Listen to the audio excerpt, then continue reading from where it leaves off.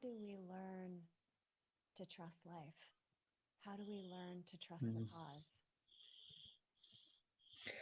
I really think the only way is to experience it.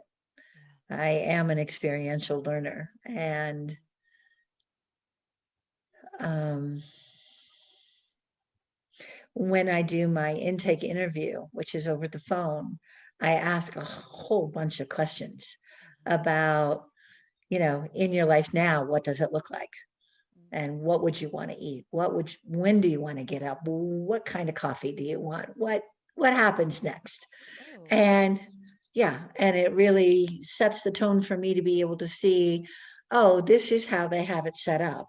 mm-hmm. And if I'm going to interrupt that, what do I actually have to come up with to offer that makes them stop and go, oh, well, wait. Yeah.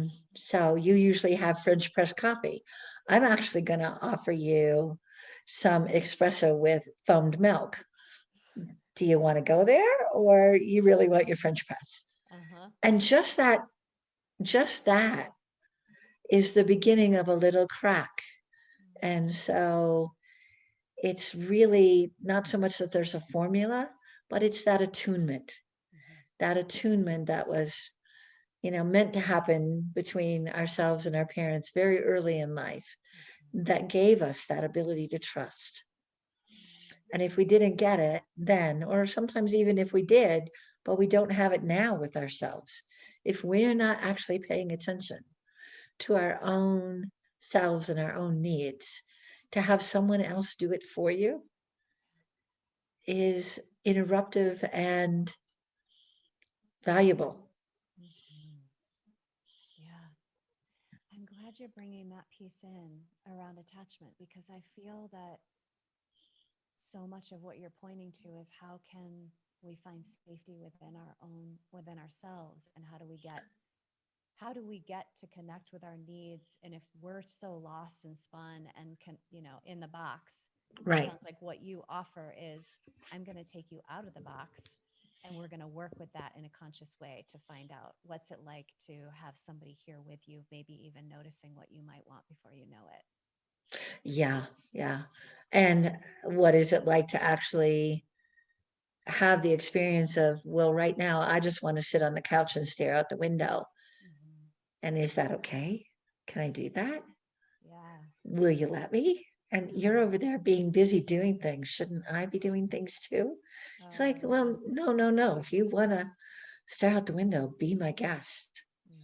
Mm. Um, and yeah, so it's that place where the normal structure of what we keep around our life actually begins to melt away Mm-hmm.